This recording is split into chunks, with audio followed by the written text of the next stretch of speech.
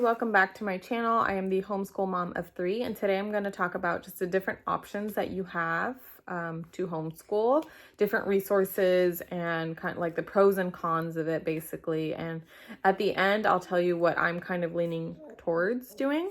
I am thinking about switching what we're doing. So I've been homeschooling for about 3.5, 4 years. My son's first year of kindergarten, technically it was through a school, but that's like when 2020 happened and he was home anyway. So I was basically homeschooling, but that year I actually decided to just like homeschool, and I unenrolled him from the public school. So yeah, we've tried a couple different things. So I figured I would make a video and talk about some of the different options. Now, depending on the state that you are in, your rules and requirements for that might be a little different than where I am at. I'm in California, so just be sure to look up the rules in your own state. I believe you can just Google it, or hslda.org might have, somewhere where you can look at the requirements and rules in your state. So definitely look them up. They're also just a great resource in general. They have like grants available for you to apply to help pay for school supplies or classes, and just different things. So yeah, go ahead and check them out. So the first one I want to talk about is you could file a PSA. I don't know what the full name of it is. I should have probably looked that up, but people usually just say PSA. Now the pros for that are, I have some notes here. So if you see me looking down, because I have notes here, otherwise I'm just gonna forget. Plus I have a baby right here and she's being like really talkative and she could distract me. So I just want to make sure I'm staying on task. Okay, so the pros for a PSA are you are in full control, literally, of like everything. Again, depending on the state you're in, but you are in full control of your schedule. You don't have to check in with anybody. You are in control of the curriculum that you want to get and buy, whether it's religious or secular. You are in control of, everything, literally like everything that you're teaching your children. You don't have to report to anyone. You don't have to pay any fees. And there are a lot of different like approaches to homeschooling. So you can just try any of them. There's unschooling, there's Charlotte Mason. There's so many that I cannot name them all.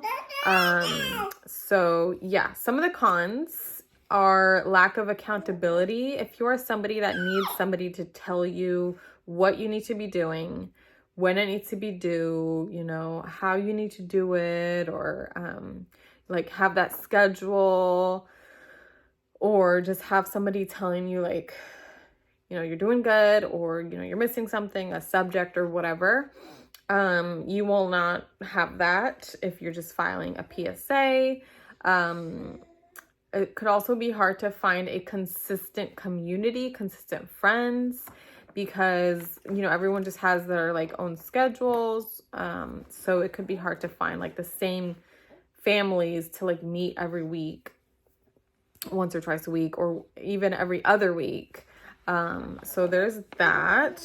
And then if you are brand new to homeschooling, just filing a PSA, that alone could be like, how do I do that? It could be a little daunting.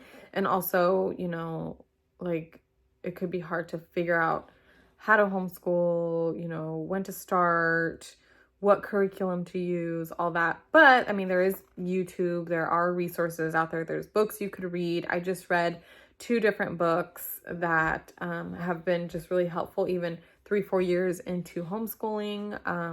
So, there's definitely resources out there. You just need to like take that time to research. The next one I want to talk about is a co-op. So a co-op usually is like just a community that meets maybe once, twice, or 3 times a week. And they do, a science class or a math class or like play or whatever it is, but you're seeing the same people every week or every other week or whatever it is at your co-op, which is really nice for the socializing aspect. I really like that. Let me just get into the pros. That's actually one of the pros, is the community. You also have some accountability. You know, you might have, you know, maybe they're teaching classes over at the co-op. So there's like a little bit of that accountability, you know, if your children are getting homework for it or whatever it is. Also, some subjects can be done by others at a co-op. At our current co-op, my son is in a history class, and I really like the teacher there. She's a mom. But I think she was a teacher before, an actual teacher. And so she's really good at teaching, and it's a Christian co-op. So I trust it. And so I don't have to teach history at home for this school year. So that's nice. It is easier to socialize, again, with that community. You know, my kids are seeing the same kids twice a week, and they're building those friendships, which are really, you know, it's really nice. And it definitely puts less pressure on me to find friends for my children and to find things for them to do and to meet like the same people, so they can build those friendships. It definitely makes it a lot easier at a co-op. There's also field trips that I don't have to plan. The co-op plans those, and they send them out in the email, and I either want to go or not, so I sign up or not. And there's that. It's also, I'm not gonna lie, it's nice sending my kids somewhere and leaving them there for a few hours. Today I was able to go shopping with my baby, and it was just like nice and peaceful. So, you know, there's definitely pros to co-ops. Some of the cons though, you have to pay fees usually, and then you usually have to volunteer. So I need to volunteer 90 minutes of my time every time they're there. So they go 2 days a week. So the 2 days a week, I have to volunteer 90 minutes. So it actually has not been that bad, but you know, there's that. Also for co-ops, a con for that would be for some of the classes, you cannot choose curriculum. So, you know, if I know that my child doesn't do well with EIW, that writing curriculum, EIW or IEW, one of those, and he's taking an English class over there, well, you know, I can't choose a curriculum. So that's kind of a bummer for that.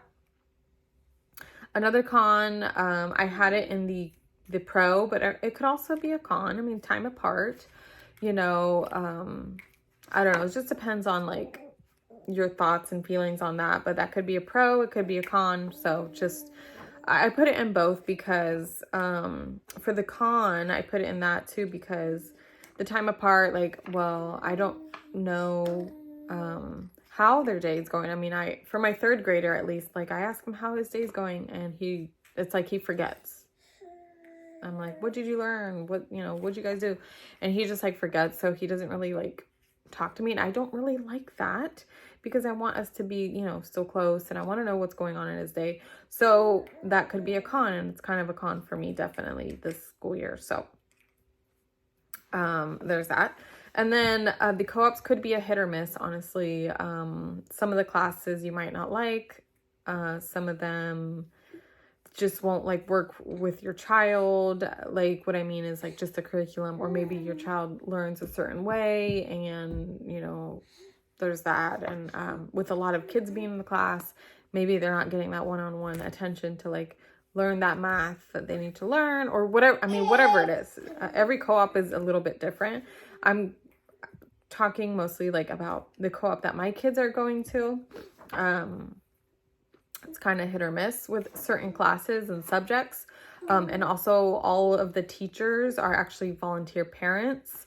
So some of them are great and others are kind of like, you know, not that great.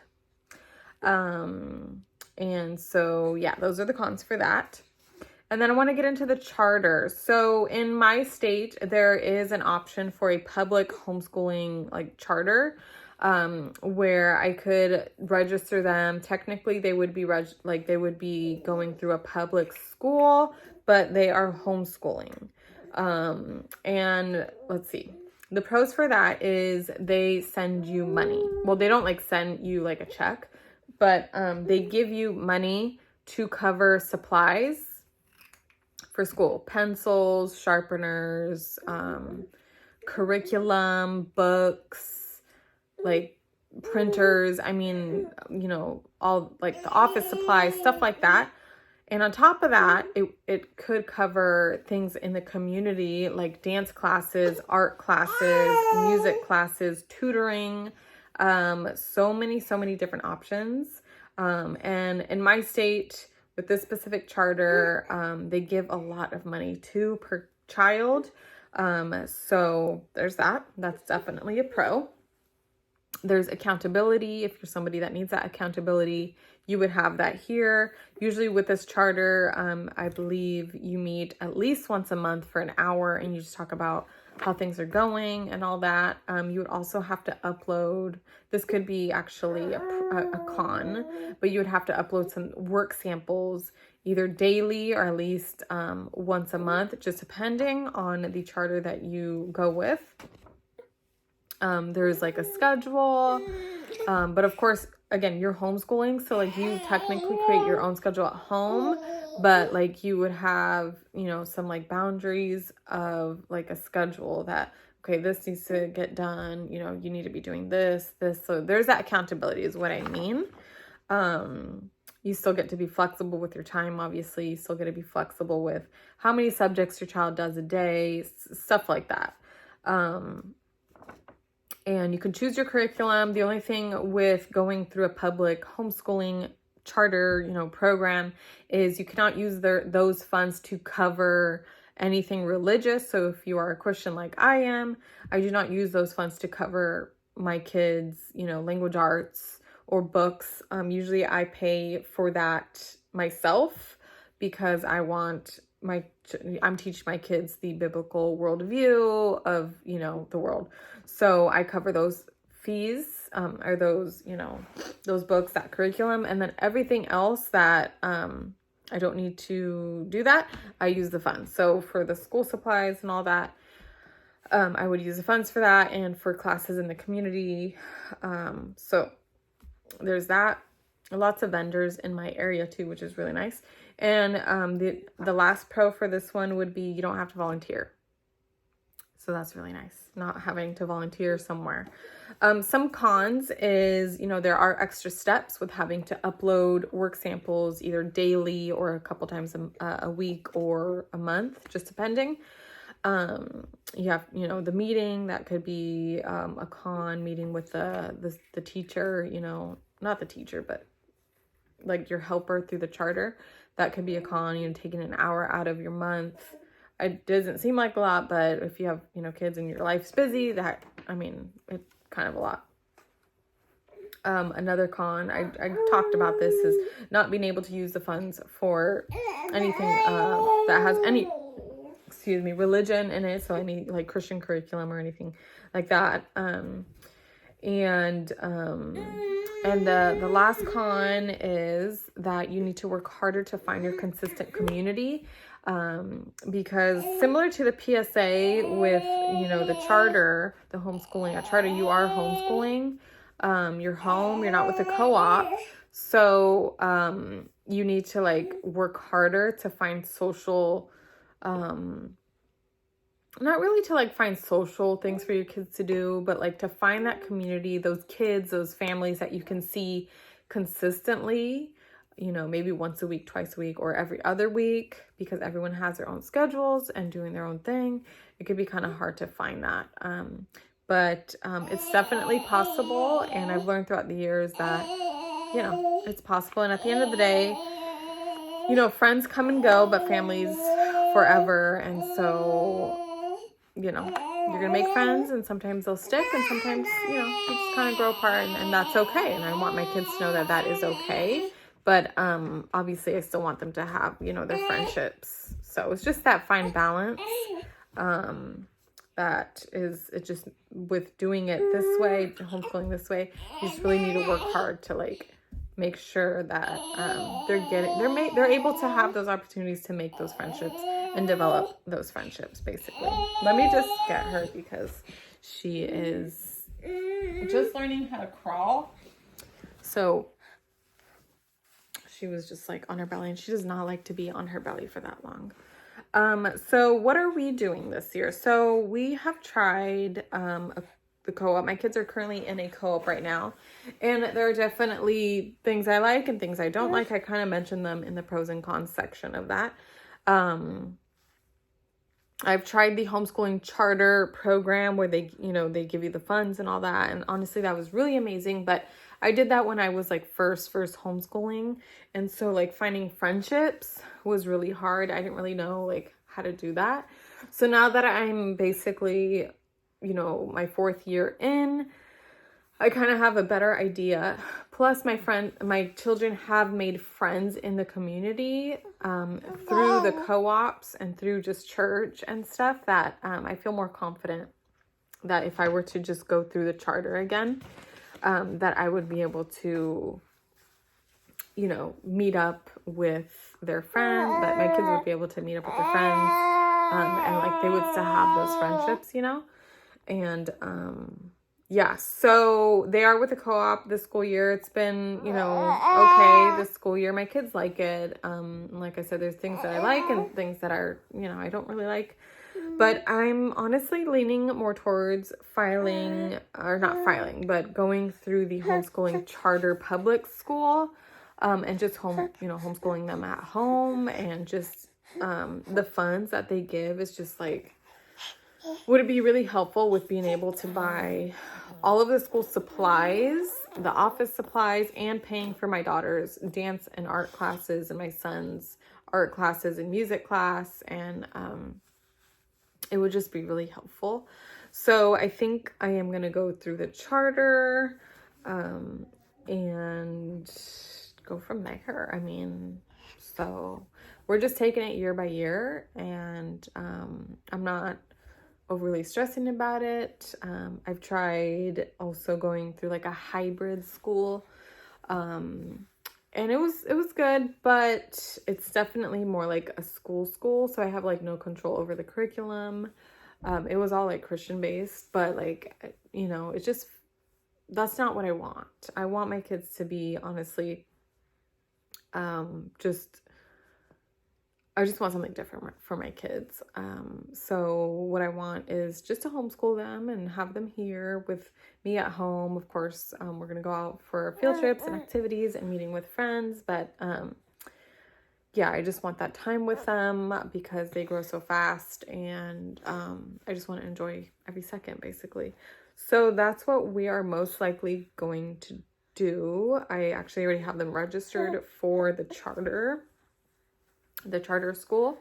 And yeah, I just didn't want to make it like official with our co-op yet because I'm still praying about it, but most likely we are going to go through the charter.